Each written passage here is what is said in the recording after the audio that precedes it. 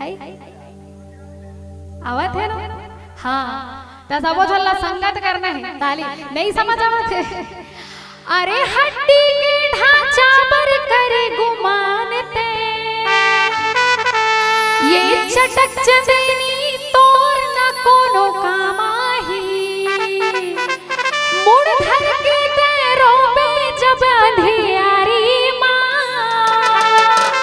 तब राम नाम के तेज का ये समझ आही कत का अवगुण गान करो ये कर का मैं बखान करो। अरे प्रभु के महिमा हावे भारी अथा तका करना है।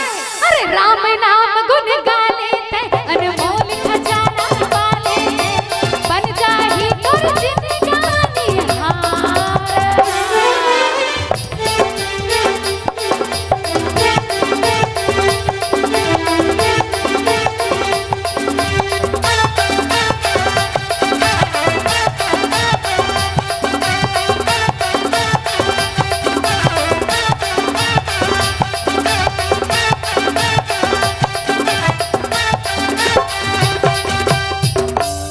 बोलिए भरत प्रिय रामचंद्र की जय हो।